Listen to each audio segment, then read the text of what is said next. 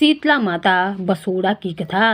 हिंदू धर्म में शीतला सप्तमी अष्टमी का बहुत महत्व है। हर साल यह पर्व चैत्र मास के कृष्ण पक्ष की सप्तमी तिथि को मनाया जाता है। इसके अलग दिन यानी कि अष्टमी को बसोड़ा या शीतला अष्टमी का पर्व मनाया जाता है। शीतला अष्टमी और माँ शीतला की महत्ता का उल्लेख स्कंद पुराण में बताया गया है। यह दिन देवी शीतला को समर्पित है। अनेक स्थानों पर यह पर्व सप्तमी को ही मनाया जाता है। बसोड़ा की परंपराओं के अनुसार इस दिन भोजन पकाने के लिए अग्नि नहीं जलाई जाती है। इसीलिए अधिकतर महिलाएं शीतला अष्टमी के एक दिन पहले ही भोजन पका लेती हैं और बसोड़ा वाले दिन घर के सभी सदस्य इसी बासी भोजन का सेवन करते हैं। सप्तमी के दिन घरों में कई तरह के पकवान बनाए जाते हैं। हलवा, पूड़ी, दही, बड़ा, पकौड़ी, पुए, रबड़ी आदि बनाया जाता है। अगले दिन सुबह महिलाएं इन चीज़ों का भोग शीतला माता को लगाकर परिवार की सुख समृद्धि की कामना करती हैं। इस दिन शीतला माता समेत घर के सदस्य भी बासी भोजन ग्रहण करते हैं। इसी वजह से इसे बासो पर्व भी कहा जाता है। मान्यता है कि इस दिन के बाद से बासी खाना खाने लायक उचित नहीं होता है। यह सर्दियों का मौसम खत्म होने का संकेत भी होता है और इसे इस मौसम का अंतिम दिन भी माना जाता है। इस पूजा को करने से शीतला माता प्रसन्न होती हैं और उनके आशीर्वाद से दाह ज्वर, पीत ज्वर, विस्फोटक दुर्गंध युक्त फोड़े, शीतला की फुंसियाँ, शीतला जनित दोष और नेत्रों के समस्त रोग दूर हो जाते हैं। यह व्रत चैत्र मास के कृष्ण पक्ष में अष्टमी या लोकाचार में होली के बाद पड़ने वाले पहले सोमवार अथवा गुरुवार को भी किया जाता है। शुक्रवार को भी इसके पूजन का विधान है, परंतु रविवार, शनिवार अथवा मंगलवार को शीतला का पूजन न करें। इन वारों में यदि अष्टमी तिथि पड़ भी जाए तो पूजन अवश्य कर लेना चाहिए। इस व्रत के प्रभाव से वृत्ति का परिवार, ज्वर, दुर्गंध युक्त फोड़े, फुंसियों, नेत्रों से संबंधित सभी विकार, शीतला माता की चिना आदि रोगों तथा शीतला जनित दोषों से मुक्त हो जाता है। इन व्रत के कारण से शीतला देवी प्रसन्न होकर अपने भक्तों को आशीर्वाद प्रदान करती हैं। हर गांव, हर नगर तथा शहर में शीतला जी का मंदिर, मठ होता है। मठ में शीतला का स्वरूप भी अलग अलग होता है। शीतला अष्टमी तिथि का आरंभ 22 मार्च। पूजा का समय प्रातःकाल 6:23 से सायं 6:33 तक रहेगा, यानी कि 12 घंटे 10 मिनट की अवधि रहेगी। ब्रह्म मुहूर्त में जागकर स्नान करें और स्वच्छ वस्त्र पहने। सप्तमी तिथि को भोजन तैयार कर लें, क्योंकि अष्टमी के दिन चूल्हा जलाना निषिद्ध होता है। शीतला माता की प्रतिमा या चित्र के समक्ष पूजा स्थल को साफ करें और वहां जल से भरा कलश रखें। माता की रोली, अक्षत, मेहंदी, हल्दी, फूल, वस्त्र आदि अर्पित करें। बासी भोजन का भोग लगाएं, जिसमें पूरी, दही, पुआ, मठारी, बाजरा, मीठे चावल आदि शामिल हो। नीम के पत्तों का विशेष महत्व है, उन्हें माता को अर्पित करें और स्वयं भी धारण करें। शीतला माता की कथा का पाठ करें और उनकी आरती करें। शीतला अष्टमी अवसर पर बासी भोजन का सेवन और माता को उनका भोग लगाने की परंपरा है। उसके पीछे मुख्यतः 2 मान्यताएं विद्यमान हैं। माता की प्रियता। पौराणिक मान्यता के अनुसार माता शीतला को ठंडा और बासी भोजन पसंद है, इसीलिए भक्तगण उन्हें प्रसन्न करने के लिए इस दिन बासी भोजन का भोग अर्पित करें। माता को ठंडा भोजन, जल, दही, हलवा आदि का भोग लगाएं। पूरे दिन केवल फलाहार करें और निर्जला व्रत रखने वाले भक्तों को अलग दिन व्रत खोलने चाहिए। अब आइए सुनते हैं शीतला अष्टमी व्रत कथा।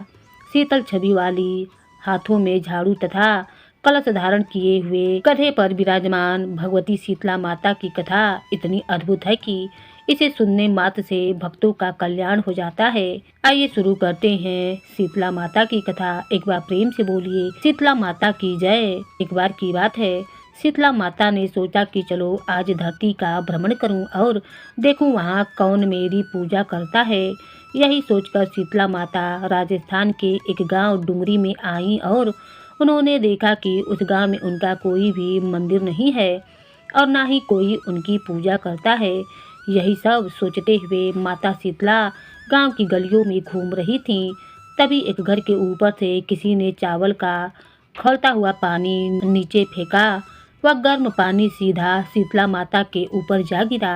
जिससे माता के शरीर में बेहद दर्द भरे छाले पड़ गए और उनके पूरे शरीर में तेज जलन होने लगी। जब दर्द से कराहती हुई शीतला माता इधर उधर भाग भाग कर चिल्लाने लगी, अरे मेरा शरीर जल गया है और तप रहा है, कोई तो मेरी सहायता करो।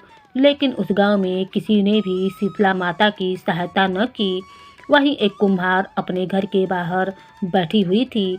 उस कुम्हार ने देखा कि अरे यह बुजुर्ग माई तो काफ़ी जल गई हैं, तो उसने कहा कि माई यहाँ आकर बैठिए, मैं आपके शरीर पर ठंडा पानी डालती हूँ।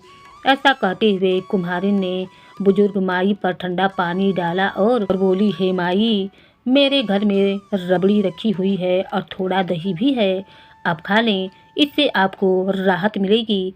जब बुजुर्ग माई ने ठंडी रबड़ी और दही खाया तो उनके शरीर को काफ़ी ठंडक मिली और उनकी जलन भी कम हो गई। उस कुम्हारन का सेवा भाव देखकर शीतला माता उस पर अत्यंत प्रसन्न हुई और अपने वास्तविक रूप में प्रकट होकर कहने लगी, मैं शीतला देवी हूँ। मैं इस धरती पर देखने आई थी कि मुझे कौन मानता है, कौन मेरी पूजा करता है, और मैं तुम्हारे इस सेवा भाव से अत्यंत प्रसन्न हूँ। तब उस कुम्हार ने हाथ जोड़कर कहा, हे माँ, मेरे घर में तो हर तरफ दरिद्रता बिखरी हुई है, ना तो चौकी है, ना बैठने का आसन है, मैं आपको कहाँ बैठाऊँ।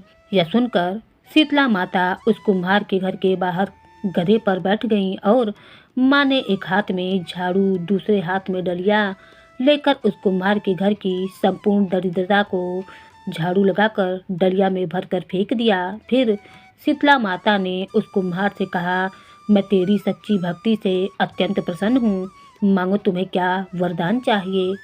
तब कुम्हार ने विनम्रता के साथ कहा कि हे माता, मेरी इच्छा है आप इस डुंगरी गांव में स्थापित होकर यहीं निवास करें और जिस प्रकार आपने मेरी निर्धनता को अपने झाड़ू से साफ कर दिया है, वैसे ही जो भी भक्त होली के बाद की अष्टमी को भक्ति भाव से आपकी पूजा करे, अष्टमी को ठंडा जल, दही व बासी भोजन का भोग लगाए, उसके घर की दरिद्रता आप दूर करना एवं आपकी पूजा अर्चना करने वाली स्त्रियों की गोद हमेशा भरी रखना, उनकी संतानों को निरोगी एवं सुखी का जीवन आशीर्वाद देना। तब शीतला माता ने तथास्तु कहते हुए कुम्हारन की इच्छा पूर्ण की।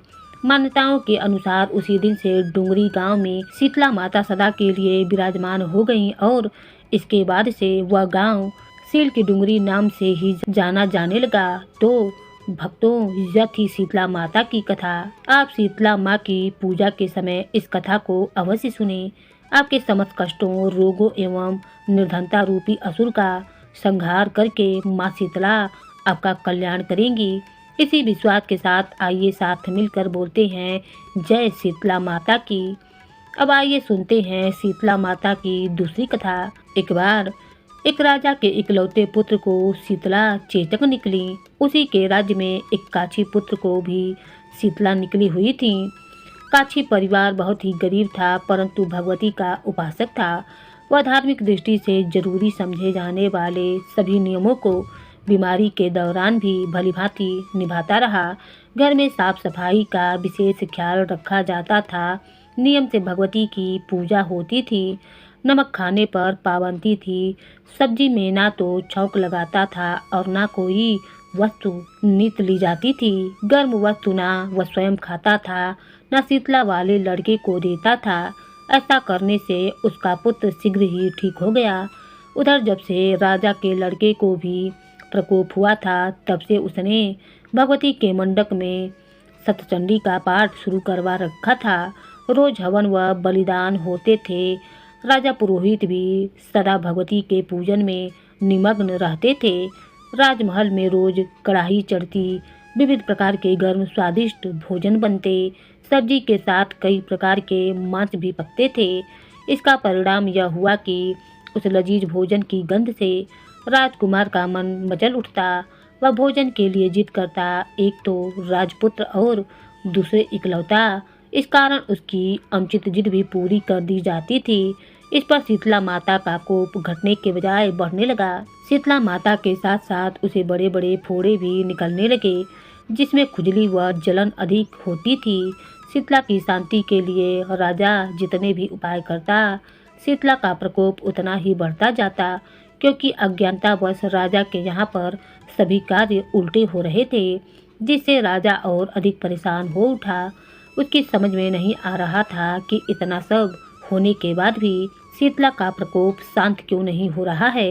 एक दिन राजा के गुप्तचर ने उन्हें बताया कि काछी पुत्र को भी शीतला निकली थी, परंतु वह बिल्कुल ठीक हो गई। यह जानकर राजा सोच में पड़ गया कि मैं शीतला की इतनी सेवा कर रहा हूँ, पूजा व अनुष्ठान में कोई कमी नहीं रखता, मेरा पुत्र अधिक रोगी होता जा रहा है, जबकि काछी पुत्र बिना सेवा पूजा के ही ठीक हो गया।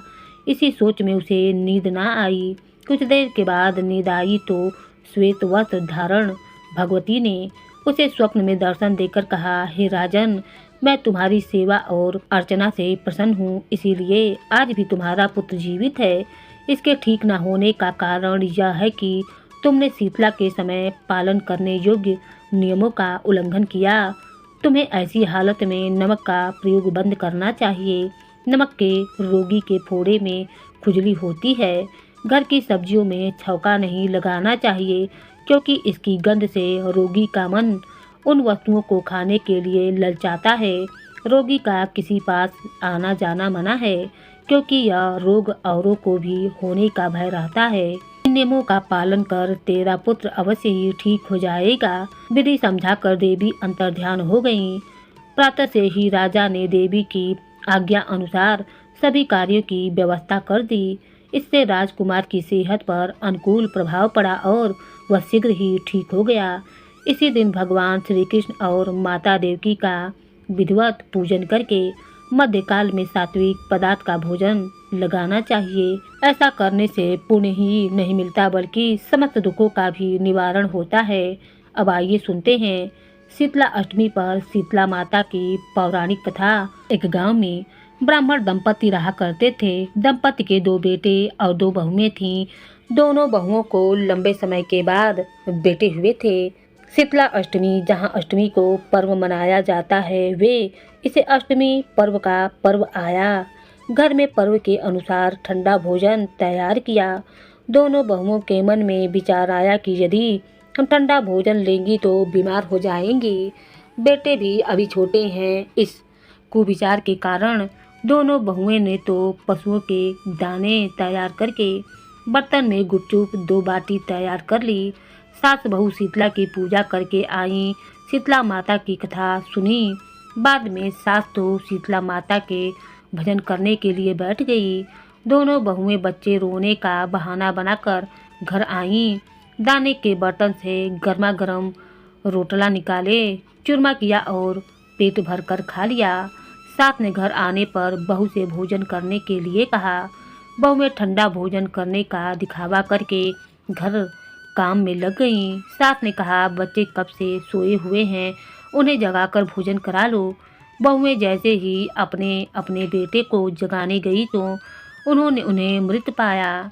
ऐसा बहू की करतूतों के फलस्वरूप शीतला माता के प्रकोप से हुआ था। बहुएं विवश हो गई। सास ने घटना जानी तो बहुओं से झड़ने लगी। सास बोली कि तुम दोनों ने अपने बेटों की बदौलत शीतला माता की अवहेलना की है, इसीलिए अपने घर से निकल जाओ और बेटों को जिंदा स्वस्थ लेकर ही घर में पैर रखना।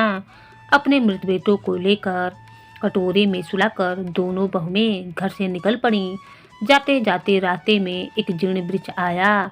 यह खिजड़ी का वृक्ष था, जिसके नीचे औरी शीतला दोनों बहनें बैठी हुई थीं। दोनों के बालों में विपुल प्रमाण में जूं थी। बहू ने थकान का अनुभव भी किया।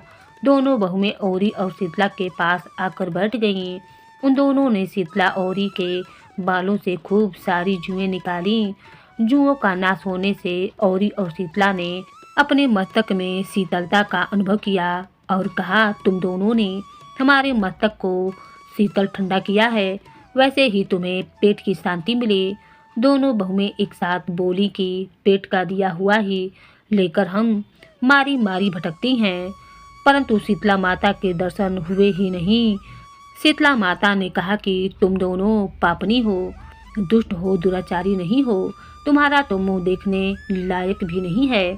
शीतला सप्तमी के दिन ठंडा भोजन करने के बदले तुम दोनों ने गर्म भोजन कर लिया था। यह सुनते ही बहू ने शीतला माता जी को पहचान लिया।